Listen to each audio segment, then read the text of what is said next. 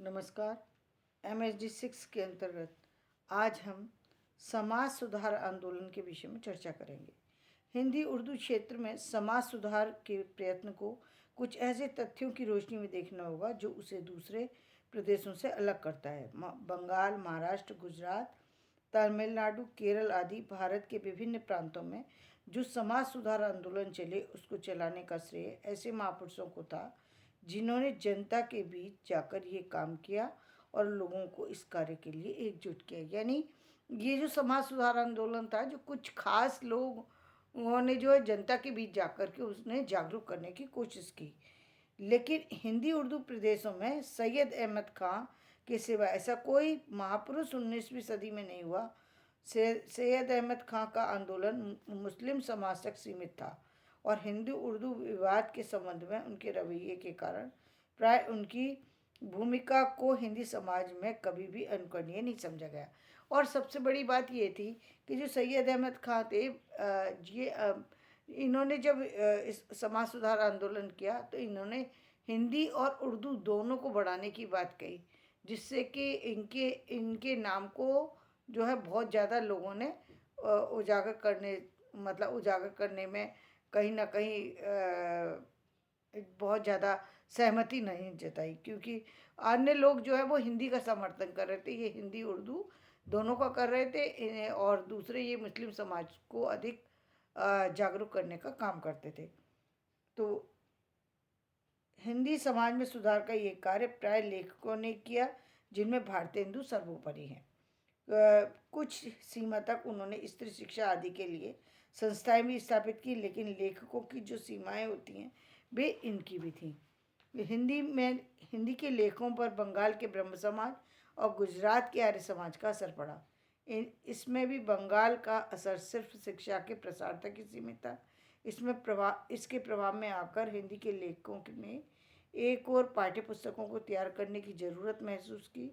उन्होंने देशी विदेशी साहित्य को भी हिंदी में अनुदित कर लोगों को नए विचारों से अवगत कराने का महत्वपूर्ण दायित्व निभाया, क्योंकि उस समय एकदम आप किसी चीज सब्जेक्ट पर पुस्तक तैयार करना चाहते हैं और वो भी सब्जेक्ट ऐसा जो लोगों को में प्रचलित नहीं है, और तो लोगों को उसमें सरलता नहीं होगी। जब समाज में कोई विषय जो है वो सहजता से बोलने में नहीं आ रहा तो वो साहित्य में कैसे आएगा।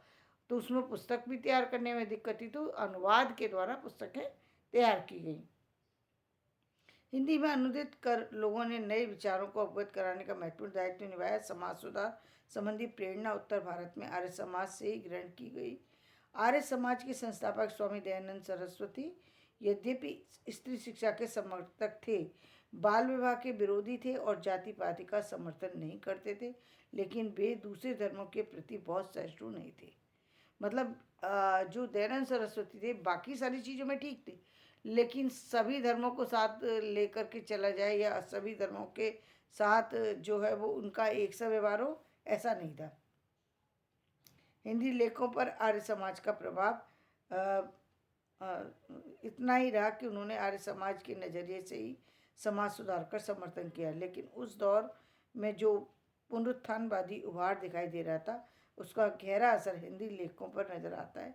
ये असर मुस्लिम द्वेष से मिलकर कुछ हद तक सांप्रदायिक रूप भी ग्रहण करता रहा। यानी जब हिंदी सुधार आंदोलन समाज सुधार आंदोलन चल रहा था तो हिंदी उर्दू के कारण से जो एक टकराव था वो भी सामने जो है उभर करके आ रहा था। यानी उस जहाँ समाज सुधार आंदोलन हो रहे थे, दयानंद सरस्वती वगैरह आ रहे थे, भारतेंदु जी तो हिंदी को लेकर के मुख्य रूप से सभी लोगों के बीच में जाकर हिंदी का समर्थन कर रहे थे।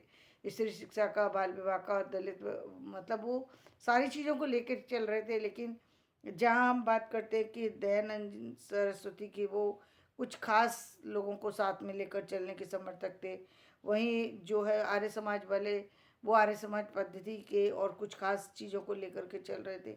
जो मुस्लिम समाज के लोग थे वो उनमें जो हिंदी उर्दू को लेकर कुछ द्वेष की भावना, कुछ सामाजिक मुद्दे जो हैं वो उभर रहे थे। तो इस तरीके से एक तरीके से देखा जाए तो वो समाज सुधार आंदोलन का समय जो था वो एक जो है अलग ही दौर में से जो है हिंदी जो है गुजर रही थी, और हिंदी के पाठ्यक्रम के से संबंधित और हिंदी से संबंधित पुस्तकों को अनुवाद करके तैयार किया जा रहा था। कुछ नई पुस्तकें जो है उस समय लिखी जा रही थी, जिनकी की समाज में चर्चा थी।